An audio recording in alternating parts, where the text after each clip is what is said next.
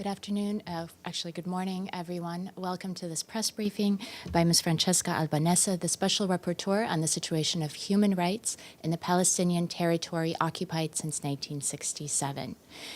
Ms. Albanese is a Special Rapporteur, which, as you know, means that she is independent from the United Nations, and she serves in her personal capacity.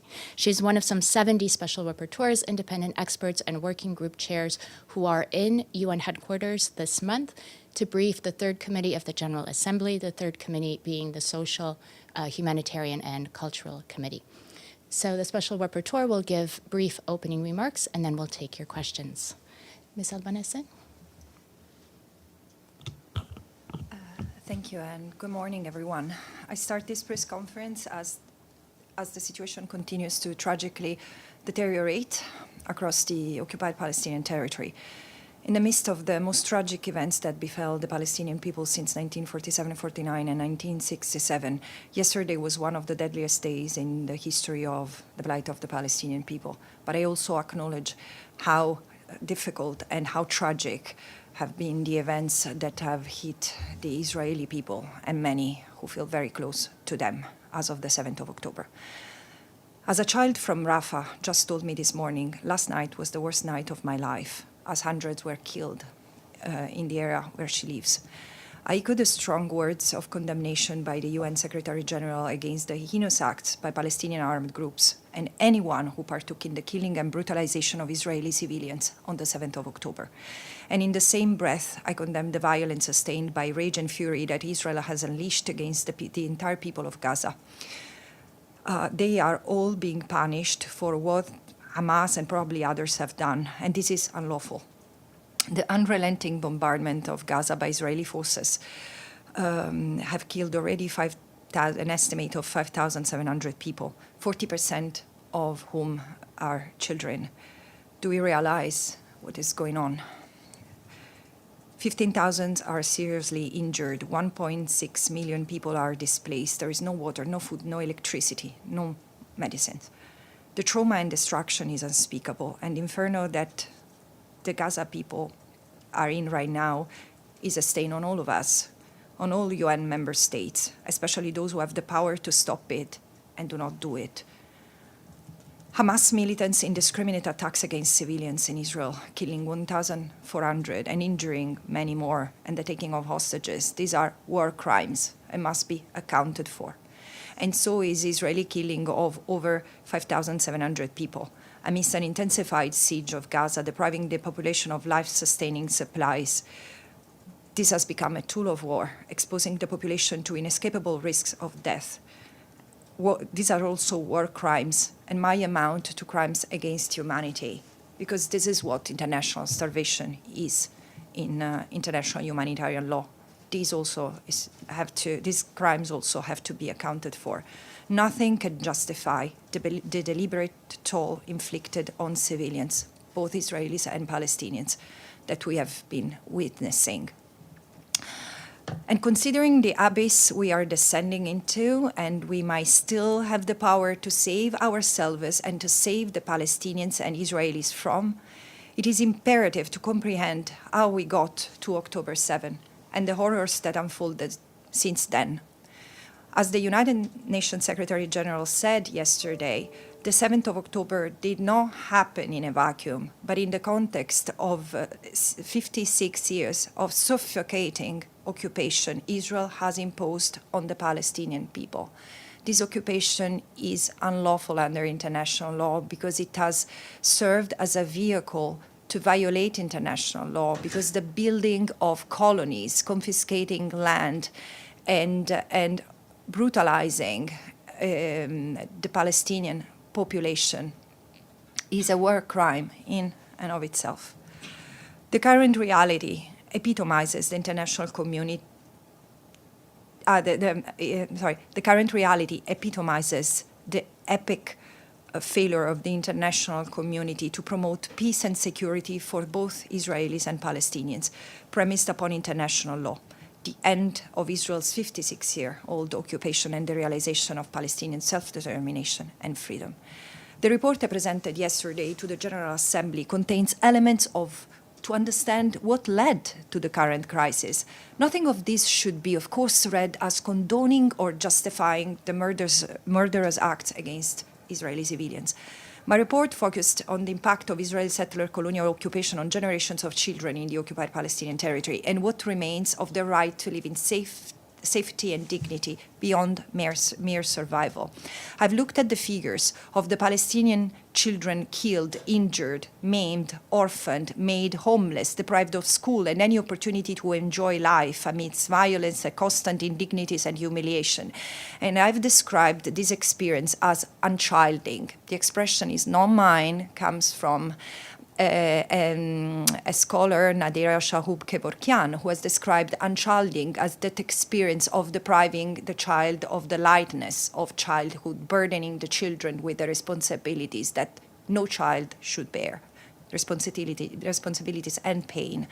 Palestinian children's lives are punctuated by eruptive and structural violence in segregated spaces and hostility-stricken communities. The family's livelihood, access to employment, healthcare, opportunities for leisure, future prospects and mobility are all controlled, restricted, and often negated by the Israeli occupation. Palestinian children are aware of the challenges they face as Palestinians, and they ask, why it's so? Are we less human? Are we less worthy?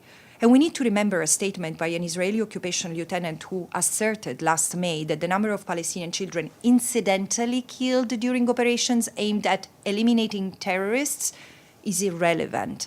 Portraying Palestinian children and their parents as terrorists and human shields is very frequent in Israeli rhetoric. But this is only used to justify the indiscriminate killing, and it's extremely dehumanizing. And unfortunately, it's being amplified in Western discourse. Do I still have a few minutes?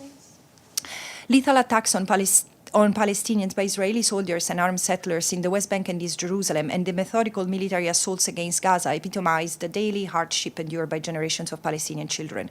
From 2008, when the United Nations started to consolidate the figures, 1,534 Palestinian children had been killed. This is before the 7th of October, with 32,175 injured at the hands primarily of Israeli occupation forces. Of these, 1,025 were killed in Gaza alone since 2007.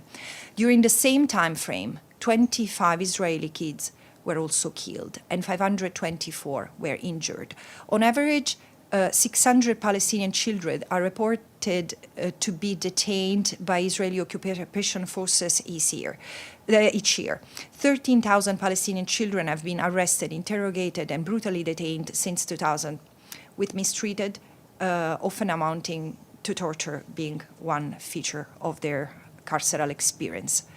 When Palestinian children are not killed, maimed, or detained, they bear witness to the confiscation of family land, expropriation of resources, discriminatory distribution of land and water to the advantage of Israeli settlers, the fragmentation of their communities and families, the destruction of their homes and life-saving infrastructure, and attacks on their education, including the manipulation of the school curricula to wash away their culture and history. The continuous exposure to this violence, to death, to racial discrimination, results in high level of psychological, physical distress, which impedes their full and healthy development. The deterioration of human rights and life in the occupied Palestinian territory lies on the responsibility of the international community that, once again, has failed to uphold international law as the force to reorient politics in the occupied Palestinian territory. And yesterday, I called on the international community, including the International Criminal Court, to end the cycle of impunity and bring justice to all perpetrators of all alleged crimes committed in connection with the 56-year-long occupation. I once again remember the United Nations to use all measures offered by the UN Charter to bring Israel's action in compliance with international law, which includes refraining from contributing to or endorsing Israel's unlawful occupation and the unlawful practices arising thereof. And I conclude my remarks here. Happy to receive your comments and questions. Thank you very much, Special Rapporteur. Are there any questions? Gentlemen. If you could introduce yourself, please. Absolutely. I'm Mike Wagenheim. I'm with I-24 News in Israel. Both you and the Secretary General have listed events that have led us up to October 7th and beyond. Obviously, the Palestinians have rejected multiple peace offers extended by both Israel and the international community, and have followed several of those rejections with violence and intifadas. I'm trying to understand from your position, should that not be taken into account when you look at the broader aspects of what led up to October 7th? And a second question to follow up on that. There is a obviously humanitarian crisis in Gaza right now. No water, no electricity, as you mentioned, no fuel. Hamas seems to have plenty of it, and Hamas is still firing rockets at record amounts into Israel. I'm trying to understand, as Israel gets blamed for the blockade on Gaza, how all of these rockets, all of these munitions, this massive arsenal that Hamas has unleashed managed to seep through when nothing else can. Thank you. Shall I answer question by question? Thank you so much for being here and for your question, of course. I do think that the political process has failed for many reasons. And I keep on saying the taking of land, because while the peace process was ongoing, Israel was continuing to build colonies. I mean, they have grown in the hundreds since the peace process. How can they ever be admissible and conducive to the realization of an independent Palestinian state? Because each colony epitomizes violence in and of itself. So I've heard this argument over and over, and I have really very little to comment on the political process itself. But I have always said the freedom of anyone should be a precondition for negotiation. And the continuous violation that Israel has been allowed to live with, and again, the construction of the colonies is the most prominent for me. It has gone on and on for decades, including while Israel and the Palestinians were negotiating. So I understand that you seem to put the blame on the Palestinians for having refused to accept the situation, but how can a peace process be even considered credible when there is no basic respect for human life and the possibility to live as a collective in a given territory? And again, for me, the colonization of the occupied territory is the most striking example, which is of apocalyptic dimensions in Jerusalem. Jerusalem has been at the heart of the disagreements for the conclusion of the peace negotiation, because I understand that Israel's attachment to Jerusalem, but there is also Palestinians' attachment. And I say, so can we resolve this in accordance with international law as a balancing act? And so I think that this is the main obstacle. Considering the humanitarian situation in Gaza, I have no idea of how Hamas and other armed groups managed to build and to have that capacity. But this is why, shouldn't a ceasefire be declared immediately to stop all this?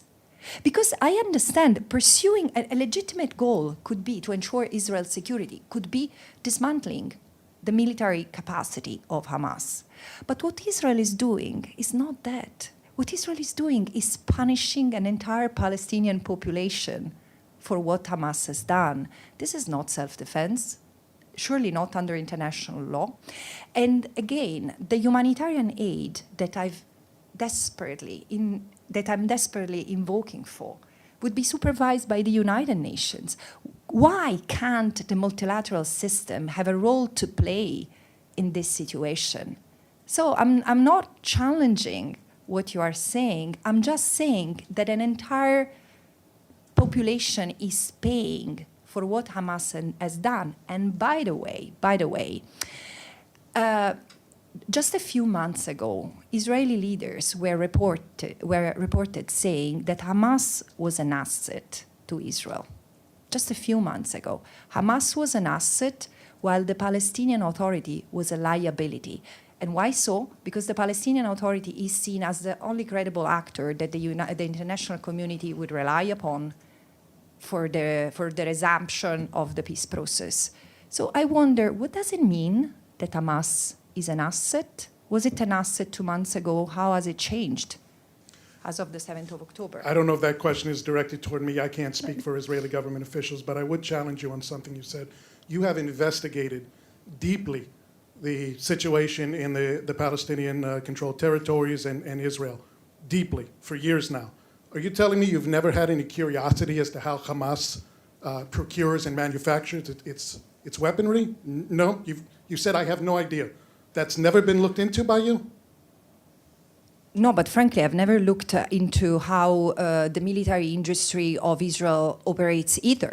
So I have a very people-centered approach, and so I look at how the situation affects human beings. So, yeah, I take your question, and I take your suggestion, and definitely this is something that it's worth investigating. And now, as you know, there is a commission of inquiry who's investigating, and I really hope, in the interest of the Israeli people, especially those who have been so fiercely affected physically and morally by the events of the 7th of October. I truly hope that the Israeli government will cooperate with the Commission of Inquiry, because so many people in Israel are asking us, human rights actors, to be close to them in this critical moment, including the Commission of Inquiry. So they have the capacity to do so. And I agree. This is absolutely necessary. I'm not saying no.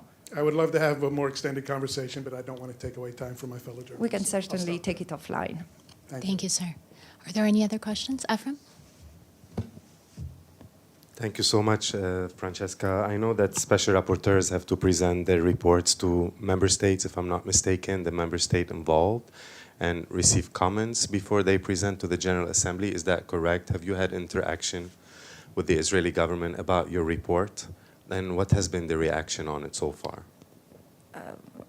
Well, the Israeli government doesn't recognize this mandate, and therefore it has never, as far as I know, it has never provided comments on any reports produced by special rapporteurs. But I have to say, until 2007, there was a different engagement by Israeli authorities, because at least until 2007, special rapporteurs were allowed into the country. In 2007, a special rapporteur was arrested, which is incredible because it was a clear violation of UN privileges and immunities. And so he was detained at the airport for over a day or two and then deported, basically. No, there has been no, I mean, I've tried to establish contact with the Israeli government and it has not happened. On the other hand, I have many contacts with various groups, not just the usual suspects they could be for some like human rights organizations, but also Israeli individuals. So and this is very helpful for me because it really allows me in a very polarized, in a very, very tense situation, it allows me to understand how Israelis perceive it, and trust me, it's not obvious. Can you please talk a little more on the Israelis you talk to and what their views on all these things are from their point of view? Sure. Look, I'm afraid that the 7th of October have changed a lot, and I'm really sorry to say that, but the Israelis I'm talking to are naturally shaken. I mean, it's very difficult for them because they were personally affected. There were some of the hostages include human rights people who are close to human rights organizations. So you cannot expect people to hold the professional opinions and elevated above their personal tragedies. Certainly not I. But at the same time, I recognized that many of them are making a huge effort in trying not to justify at all. And they condemn fiercely, of course, what Hamas has done. But at the same time, they bring us back to the context. many of them, and they are very courageous, because I also understand that there is a lot of pressure on everyone right now. There are Palestinians. I do not have the capacity, as you know, I do not have the mandate to investigate what happens inside Israel. But I do hear the call of those who are exposed to violence that is being unleashed, including against Israeli citizens, Palestinians with Israeli citizenship have been threatened, and also Israelis who have dared standing in solidarity with them. So the situation is very, very tense. It was tense before the 7th of October, and I'm really, like anyone involved in this. I don't like calling it conflict, but anyone involved in this critical situation with Israel and the Palestinians, I do see how these two people could live together. I do. Now it's more difficult, but after all what's happening, I really cannot imagine how the people will recover. And this is why I think that it's absolutely imperative that the international community, instead of acting in warmongering, engaging in warmongering, could stay even-handed and act with wisdom to support both the Palestinians and the Israelis in this critical situation. If it's okay, one more. Ephraim, I'm sorry, does anyone have... I don't want to monopolize either. One accusation against you, and it has come up in this room very often during the noon briefings, you've been accused of being anti-Semitic because of your views on this issue. How would you respond to that accusation? Anti-Semitism does exist, and it's real. And we have seen how easy it is to reignite it these very days, because there have been Jewish people, including in this country, targeted because they are Jewish and because they are associated with what Israel is doing. And this is criminal and should not happen. And so Palestinians have been targeted because of their Palestinians, including in the diaspora, have been targeted because their association with what Hamas has done. And this is also unlawful. Anti-Semitism is discriminating against a Jew because he or she is a Jew. In this respect, I'm absolutely crystal clear. I'm not an anti-Semite. But I hold critical views on what Israel does as a state, regardless of the religious implications. I mean, this is not what I'm commenting on. I comment on, from a legal perspective, on the performance of the state. Now, some see this as anti-Semitism, but renowned Jewish scholars, experts on anti-Semitism and Judaism and Holocaust studies have clarified how distortive it is, how dangerous it is. And many of them have stood in my defense. So for me, this is enough to say. And again, I mean, frankly, the label of, the anti-Semitic label has been used against any critical voice engaged in this debate. And this is just a way to distract, to deflect the attention from the content that we, human rights community, try to bring forward. Okay. I don't see any more questions in the room, and I don't see any questions online. In that case, let's wrap up. Thank you very much, Special Rapporteur, and thanks to all of you.